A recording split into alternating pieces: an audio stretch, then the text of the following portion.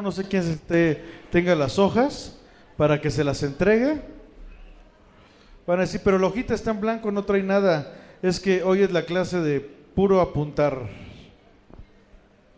Por eso es que no trae nada en la hoja.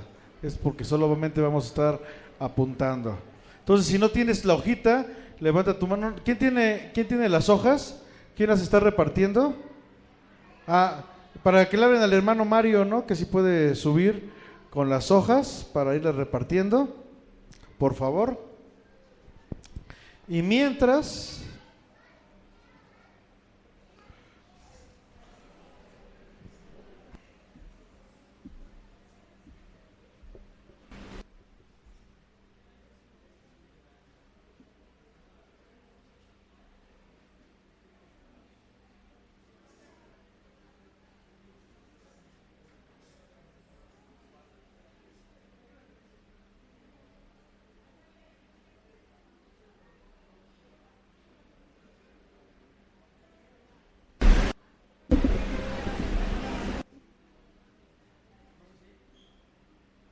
no sé si ya subieron las hojas, ¿no? ¿Allá?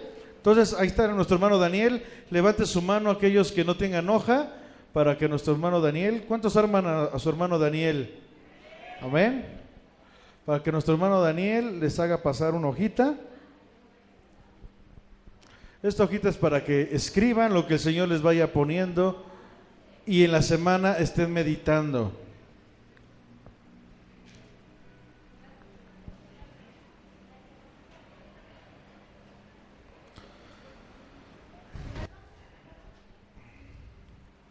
Entonces, si te falta una hojita, levanta tu mano y ahí nuestro hermano Daniel les va a pasar esta hojita.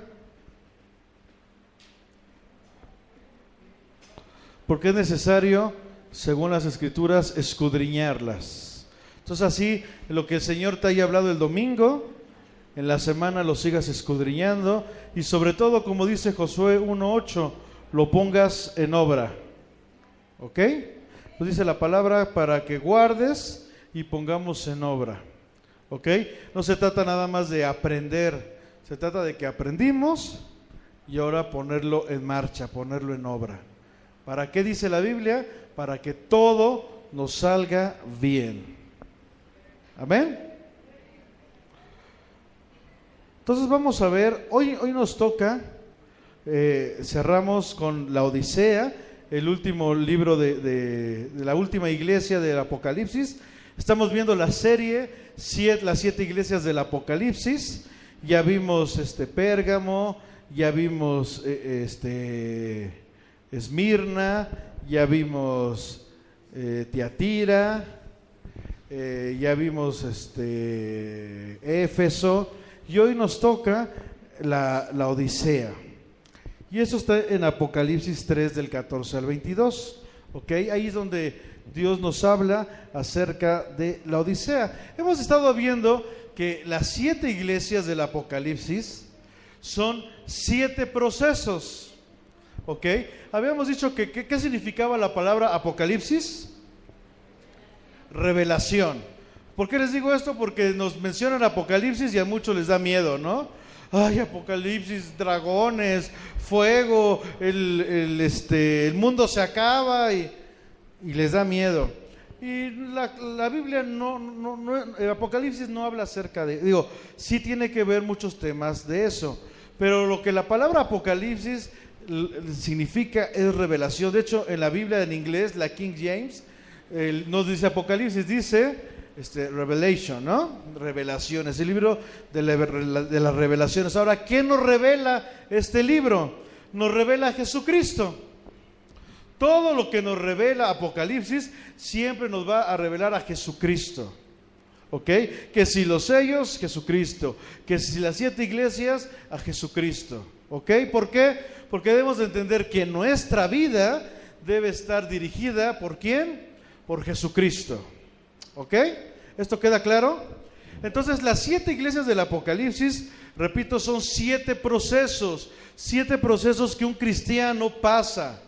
A lo mejor estás en el proceso de Esmirna, a lo mejor estás en el proceso de Tiatira, de Éfeso, Pero hoy nos toca ver el proceso de la Odisea, ¿ok? Ahora, la iglesia no se llama la iglesia de la Odisea, se llama, es una iglesia que está en una ciudad llamada la Odisea. Ahora, no es la Odisea, es junto la Odisea, ¿ok? Es una ciudad que se llama, ¿cómo? La Odisea. Entonces, repito, 7 procesos que debe de pasar un cristiano. 7 procesos. Y el mensaje de las 7 iglesias las da el Espíritu Santo. Y da el mensaje, y ¿qué es lo que nos revela? A Jesucristo. Y de este proceso, esos 7 procesos, Dios nos dice qué condición estamos como iglesia. Porque ¿quién es la iglesia? ¿Este lugar? La iglesia somos nosotros, ¿no? Cada uno de nosotros somos la iglesia. Porque de hecho está mal dicho, vamos a la iglesia. Pues si la iglesia soy yo, ¿no? O vamos a buscar de la presencia de Dios. Pues yo no tengo que buscar. La presencia de Dios está dentro de mí. ¿Ok? Digo, porque de repente tenemos ese mal lenguaje. No estamos orando, Señor, que tu presencia descienda. Pues ¿de dónde va a descender? Si la presencia de Dios está en mí. Que tu Espíritu Santo descienda. Pues si el Espíritu Santo está dentro de mí, dice la palabra que yo soy el templo del Espíritu Santo. Amén. ¿Vamos bien hasta aquí? Entonces vamos a ver qué significa la Odisea, que esta ciudad llamada la Odisea. La Odisea significa derecho del pueblo, o también significa el pueblo gobernando. Repito, la Odisea, la ciudad de la Odisea, el nombre de la Odisea significa derecho del pueblo o pueblo gobernando. Así como vimos hace 8 días, Filadelfia, que Filadelfia significaba amor entre hermanos, pero ya vimos qué significaba, ¿no? El amor de hermanos, que la mayoría de gente piensa que es un amor de hermanos, de ay, te amo, hermanito. Y no, ya vimos que la ciudad estaba fundada en un amor homosexual, si se acuerdan, ¿no? Por eso dice la palabra que su pueblo pereció por falta de conocimiento, porque no escudriñamos bien las Escrituras. Entonces, la Odisea es el derecho del pueblo o el pueblo gobernando. Ahora, esto está en contra de la palabra de Dios. ¿Por qué? Porque el gobierno que debe de existir en la iglesia es un gobierno teocrático. Mientras en la Odisea, el que gobierna es el pueblo. O sea, ¿cómo se llama cuando el pueblo es el que gobierna? Democrático, demos pueblo, kratos gobierno, ¿no? Se los explico por qué, porque una vez escuché a un pseudo estudiante del Instituto Bíblico diciendo que el gobierno democrático era del diablo, porque demos demonio. Pues quién sabe dónde sacaste eso, porque en mis etimologías no es así. Demos pueblo, kratos gobierno, ¿ok? El pueblo es el que gobierna, pero en la iglesia es un gobierno teocrático. Teos, Dios, kratos, gobierno. El que gobierna es Dios. ¿Quién es la cabeza de la iglesia? Jesucristo, ¿no dice? ¿Quién es el administrador de la iglesia? El Espíritu Santo. Entonces, en el gobierno teocrático vemos al Padre, abajo vemos al Hijo y abajo vemos al Espíritu Santo. Ahora, ¿el Espíritu Santo es más que el Padre? ¿El Espíritu Santo es más que el Hijo? No, es un gobierno, pero los tres son Dios. Eso es increíble cuando dice, oye Israel, Jehová, oye, tu Dios uno es Elohim, que significa dioses. No son 3 dioses, es un solo Dios. Así como tú y yo, no somos 3 personas, somos espíritu. Según 1 Tesalonicenses, dice que somos espíritu, alma y cuerpo. No somos 3, somos una sola persona, pero en espíritu una función, el alma una función y el cuerpo una función. ¿Ok? De hecho, esta clase la vimos más o menos el lunes en los líderes. Los exhorto, hermanos, que vengan a líderes. ¿Ok? Y ahorita les voy a explicar por qué. De hecho, de eso se trata el tema de hoy. Entonces, en la Odisea, en la iglesia que está en la ciudad de la Odisea, el que gobierna es el pueblo. Y según la palabra, el gobierno es un gobierno teocrático. Después del Padre, el Hijo y el Espíritu Santo, Dios pone 5 ministerios, ¿no? Ahí está en Efesios, pone 5 ministerios. Y digo, no le quiero llamar la cabeza, porque la cabeza es Cristo, pero el encargado de la iglesia local, ¿cómo se llama dentro de los 5 ministerios? El pastor, ¿ok? El pastor, ¿para qué está el pastor? ¿Cuál es la función del pastor? Apacentar, ¿ok? Apacentar la grey, así lo dice la Biblia. ¿Cómo la va a apacentar? Pues viendo las necesidades que tiene el pueblo, orando por ellas, ayunando por ellas, visitándoles, en nuestros tiempos mandándole a mejor un mensaje, alimentando, viendo que la oveja se esté alimentando bien, ¿no? Y después de los 5 ministerios y más específico lo que es el pastor, abajo vienen los ancianos, ¿ok? Que la palabra le llama presbiterios, ¿ok? ¿Sí? O también llamado obispos. Dice la palabra, el que anhela obispado, buena obra desea. Y ahí da unas ciertas características la palabra acerca de los obispos, ¿ok? Después de los ancianos siguen los diáconos. Y después todo el pueblo. Ahora, a diferencia del mundo, mientras el mundo, el jefe es el que manda y todo, en las cosas de Dios es diferente. El pastor, siendo la punta de lanza, es el que está para servir a todos. Esto nos debe quedar muy claro. Los ancianos están para servir. Los diáconos dentro del gobierno teocrático están para servir. El pastor junto con los ancianos están viendo el área espiritual. Los diáconos están viendo el área de logística, si podemos llamarla así, que el lugar esté bien, que las sillas estén arregladas, etcétera, etcétera. ¿Ok? ¿Y dónde vemos eso? Lo vemos en el libro de los Hechos. En el libro de los Hechos, los apóstoles, las viudas se empezaron a quejar. ¿Por qué? Porque las empezaron a desatender. Decían, ahora los apóstoles ya no nos cuidan porque están atendiendo las mesas. ¿Y qué hicieron los apóstoles? Levantaron diáconos, ¿no?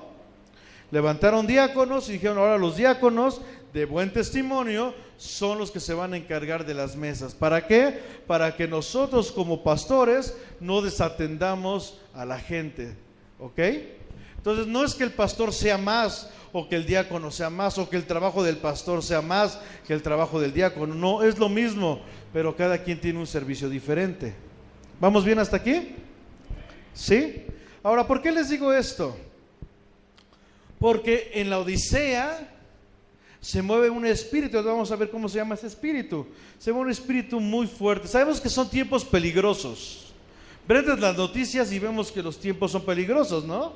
Que ya hay guerras, más guerras, que hay hambre, que hay pestes. Ahorita ya hay una peste muy grande. ¿Cómo se llama lo que está pasando en África, la enfermedad? ¿Cómo? Ok. Y de hecho ayer decía el secretario de Salud, no, eso no va a pasar aquí en México, tenemos las fronteras bien cuidadas. ¿Crees que pase? Pues para eso estamos, ¿no? Para eso está el pueblo de Dios, para orar, para interceder. ¿No fue lo que hizo Abraham? Iba a caer destrucción en Sodoma y Gomorra y quiso Abraham, pues bueno, pues que descienda fuego. ¿Eso hizo? Señor, si entre ellos hay un justo, y empezó a interceder, empezó a clamar. Entonces yo sé que a lo mejor puede venir, pero ¿no dice la palabra que la creación está esperando la manifestación de los hijos? Entonces levantemos y empecemos a clamar que eso no pase en México, o mejor llamado en México, en tierra de Dios. ¿Ok? ¿Vamos bien hasta aquí? Ahora, aquellos que no saben qué es eso, México, así fue como Dios le puso a este país, México, que significa tierra de Dios. Pero llegaron los españoles y le cambiaron México y le pusieron México, que significa tierra de dioses. O sea, vino, como siempre, a matar, a robar y a destruir, y vino a traer idolatría aquí. Pero este país es un país con promesa, con profecía. Y aquí es tierra de Dios. Y el pueblo de Dios, que es cada uno de los que están aquí sentados, estamos para levantar estandarte y guerra, para que este país regrese a su estado original, que es tierra de Dios. Amén. ¿Vamos bien hasta aquí? En la Odisea dice, no, ¿cómo? Pastor, yo no estoy de acuerdo contigo. ¿Por qué? Porque el pueblo, y sacan el versículo, en la multitud de consejeros hay sabiduría. Pero espérame, bíblicamente es un gobierno teocrático, no democrático. No, por ejemplo, si hay que levantar ancianos, no, a ver, ¿quién les cae mejor para un anciano? Vamos a votar. A ver, hermanos que están elegidos para ancianos, hagan sus propagandas y todo. Eso no es. El Espíritu Santo es el que dice a tal y a tal y a tal escogido para mi obra. ¿Ok? Eso pasa en el gobierno teocrático, pero en el gobierno de la Odisea, no, yo no estoy de acuerdo con usted, pastor. No, apóstol, yo no estoy de acuerdo contigo. Pues es que el Señor nunca te pidió opinión, por eso pone cabezas. ¿Vamos bien? Y eso es lo que pasa en la Odisea. El pueblo es el que tiene el derecho a gobernar. El pueblo es el que gobierna. Por eso es que, aclaración, la iglesia es un gobierno teocrático. Teos, Dios, kratos, gobierno. Siguiente, Milton. Ahora, vamos a ver qué espíritu, porque esto de la Odisea vamos a verlo en dos partes, y si no hasta en tres partes, porque es algo muy grueso lo que pasa en la Odisea. Y como es un proceso que debemos de pasar, probablemente a lo mejor estamos en la Odisea y no nos hemos dado cuenta. Porque déjame decirte algo, los últimos que se dan cuenta de los errores somos uno mismo. Todo mundo se da cuenta, pero uno que está en el error no se da cuenta. Vamos a empezar a ver algo de historia y vamos a caer lo que pasa en la Odisea. Debemos saber que nosotros somos un pueblo escogido por Dios, ¿no? ¿Cuántos son pueblo escogido por Dios? Desde Abraham viene la promesa. Los que no levantaron la mano no son pueblo de Dios. Ahí vamos a darle una segunda oportunidad porque a lo mejor estaba medio dormido. Levanten la mano los que son pueblo de Dios. Eso, ya soy yo mejor, ¿no? Si ves que tu hermano se está durmiendo, dale un codazo. Cualquier cosa, échame a mí la culpa. El pastor dijo, pero con amor, ¿no? Tampoco. ¿Ok? Y como pueblo de Dios, debemos de entender que tenemos promesas, que tenemos bendiciones. Pero para poder obtener estas bendiciones como pueblo de Dios, existe algo que a muchos no nos gusta. Se le llama proceso. ¿Por qué no nos gusta? Porque en este mundo estamos acostumbrados a que las cosas sean así, ¿no? Ya hay microondas, ya todo automático. ¿Quieres hacer lasaña? Lo pones en microondas y destapas y ya está la lasaña. ¡Wow! ¿Quieres frijoles bayos? Sacas, abres la lisadora y ya están los frijoles bayos. ¿Quieres arroz con leche? Bueno, de hecho, ¿ya quieres un pollo al horno? Digo, yo sé que no lo estoy tentando, que todos estamos en ayuno, ¿verdad? Pero estamos fortalecidos. ¿Quieres un pollo al horno? Ya no hay que abrir la leña y todo. Nada más agarras un sobrecito de ese de Knorr, lo pones en una bolsa, te esperas media hora y ya está. Todo automático, todo fácil. Pero déjame decirte que las cosas de Dios no son así. ¿Cuántos de aquí quieren bendiciones? Dile a tu hermano, tienes que pasar por un proceso. ¿Ok? ¿Quieres bendiciones? Tienes que pasar por un proceso. ¿Cuánto va a durar el proceso? Yo no sé. Reclamaciones al tercer cielo. Pero tienes que pasar un proceso. ¿Cuánto tardó José en su proceso? ¿Cuánto? Tardó 17 de que se le dio la promesa, pero desde que lo encerraron, 12 años. ¿Ok? 12 años estar esperando la promesa. ¿Y se cumplió? ¿Sí? ¿Cuánto tiempo? Ahí les da una, por aquellos que ya llevan 2 meses y no ven nada. ¿Cuánto tiempo tardó el proceso de Noé? Desde que Dios le dijo, levanta un arca porque va a caer un diluvio, hasta que empezó a caer la primer gota, ¿cuánto tardó ese proceso? 100 años. 100 años esperando que cayera una gota, porque antes de eso nunca había llovido, nunca había caído agua del cielo. Y Dios le dice a Noé, prepara un arca porque va a caer agua del cielo. Le está hablando de algo que nadie había visto, que nunca lo habían experimentado. Entonces, ¿qué creen que dijo la gente? Estás loco, agua del cielo, eso nunca ha pasado. 100 años aguantando burlas, 100 años aguantando pues todo lo que ustedes ya saben que dura un proceso. 100 años. Y Noé, ¿cómo estuvo? Firme. Ahora, no nada más me impresiona Noé, a mí la que me impresiona es su esposa. Pero, pastor, la Biblia no menciona a su esposa. Pues por eso me impresiona, porque no estuvo ahí de chicotito. Ay, y maldice a Dios. Ay, ya pasaron, Noé. Mejor ponte a hacer otra cosa en vez del arca. No, estuvo como esa mujer, ¿cómo dice la palabra? ¿Mujer qué? ¿Quién la hallará? Noé la halló. Y como la halló, le estuvo levantando las manos. Y cuando Noé estaba oye, ya se tardó el Señor, ¿no? 50 años. ¿Crees que ya llegue? Mi amor, el Señor lo prometió, nunca te ha dejado, nunca te ha desamparado. ¿Tú crees que lo va a hacer el día de hoy? No, échale ganas, ándale, te falta ahí un arquito. Y ahí va, no, ese. ¿Ok? Por eso es que a mí me impresiona su mujer. En cambio, vemos la mujer de Job. Ay, maldice a Dios y muérete. Odia a los pitufos. ¿Vamos bien hasta aquí? Proceso. Un proceso. Apúntalo bien ahí en tu hoja. Quiero bendición, tengo que pasar un proceso. Quiero un matrimonio próspero, tengo que pasar un proceso. Quiero prosperidad económica. ¿Dios está peleado con el dinero? No. Jesús era rico. No, pero la Biblia dice que no tenía ni dónde recostar su cabeza. No se refiere con el dinero. Tenía tanto dinero que tenía hasta un tesorero y le robaba el dinero y ni se notaba. ¿Tenía dinero? ¿Cuándo has visto judío pobre? ¿No?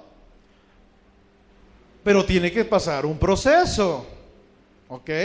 ¿Quieres bendiciones? Sí. Proceso. Así que se quede, que cuando quieras flaquear, acuérdate de esta voz. Proceso. ¿Ok? ¿Sí te quedó grabado? Otra vez. Proceso. Señores, que... Y te va a oír la voz. Proceso. Sí, Señor, ya entendí. Gracias. Es más, cómprate la revista de Proceso, corta nada más y ponlo en tu cama, en tu coche, en tu celular, para cuando lo veas. Sí, Señor, estoy en el proceso. Gracias, ya entendí. ¿Vamos bien? Vamos a empezar con la historia de José, proceso de José. Gracias a este proceso de José, el que le conoce como José el soñador, Dios le da una promesa y le dice que se va a enseñorear de su padre y de sus hermanos, que va a ser cabeza. ¿Y qué hicieron los que estaban alrededor? Vientos, José, estamos para levantar tus manos. ¿Eso le dijeron? Se llenaron de enojo, de ira, de celos. Y lo vendieron, lo metieron en una cisterna, estuvo en la cárcel. Un proceso. Quería estar José arriba, tenías que pasar un proceso, llevaba el proceso de José. Y interpretaba sueños y bendecía a los demás, y él siempre en la cárcel. Pero gracias a que fue fiel, que fue obediente hasta lo último, vemos a José ser el segundo después del faraón, algo que era imposible porque no era egipcio, ¿sí? Sin embargo, era el segundo del faraón. Prácticamente lo que él decía es como si el faraón lo dijera. Fue obediente y por eso llegó hasta ahí. Ahora, no nada más la bendición fue para él. Por la obediencia de uno, la bendición fue para todo el pueblo. Y se lo llevó a la tierra de Gosén, donde había... mientras Egipto estaba sufriendo, el pueblo, gracias a uno, estaba, ¿cómo se le puede decir? Estaba en victoria, estaba en abundancia. Ojo, yo sé que los tiempos allá afuera están fuertes, pero déjame decirte algo. Yo sé que ahorita con todas las reformas vienen tiempos fuertes. Pero no te preocupes, dile a tu hermano, no te preocupes.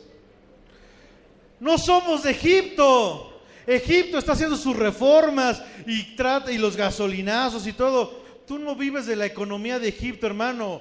Tú eres del pueblo de Dios. Y mientras Egipto está en escasez, el pueblo de Dios está en abundancia. ¿Ok? No eres de este mundo, estás en este mundo, pero no eres de este mundo. Deja de ver las noticias y atormentarte. ¡Ay, otro gasolinazo! ¡Ay, ya no! Esos son ellos. Yo le puedo echar 50 pesos. Como soy del pueblo de Dios, le puedo echar 50 y me rinden como si fuera tanque lleno. Porque así es en las cosas de Dios. No sé cuántos de ustedes lo han experimentado.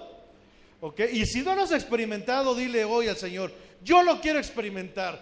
Yo quiero experimentar esas cosas sobrenaturales. Eso de que el gas esté ya bien bajito y me rinda todo un mes. Eso pasa en el pueblo de Dios. No estaba el pueblo de Israel, caminaba en el desierto y sus pies, su calzado no se gastaba.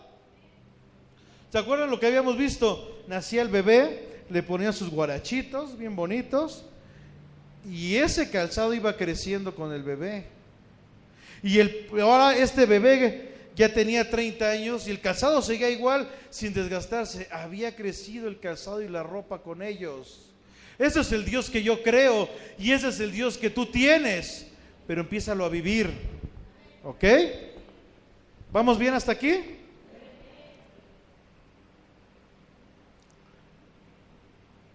Entonces, primer palabra clave, proceso.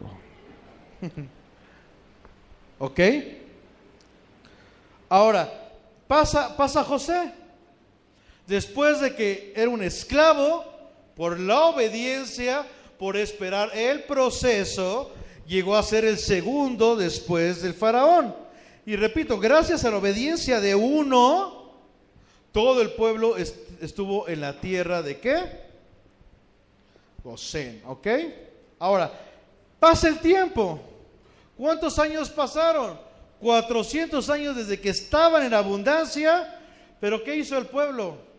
Empezó a olvidarse de las promesas de Dios. Se olvidó que ya no estaban que estaban en Egipto, pero no tenían por qué sufrir lo mismo de Egipto. Y su fe empezó a venirse abajo. Empezaron a guiarse ya no por fe, sino por vista. ¿Y qué pasó después de 400 años? Después de que estaban segundo de Faraón, ahora eran esclavos. ¿Dios los quería tener de esclavos? Ellos por empezar a desobedecer, por dejar de escuchar la voz de Dios, por dejar de meterse con Dios, llegaron a esclavitud y estaban en esclavitud. Pero como Dios es grande, Dios es amor, ¿qué pasó? Puso un libertador. ¿Cómo se llamaba? Moisés. Y gracias a Moisés, ¡pum!, vámonos de Egipto. Ya no los quiero que se hagan esclavos. Yo vine a traer libertad, dice el Señor. Y vámonos de Egipto, ¡pum! Y los saca de Egipto. Sí, yo sé que llegaron al desierto, pero había una nube que estaba con ellos día y noche. O sea, el Señor nunca los dejó. Tenían sed, venía una piedra con ellos. Imagínense una piedra caminando contigo, porque en esa piedra estaba el agua. ¿Se imaginan eso?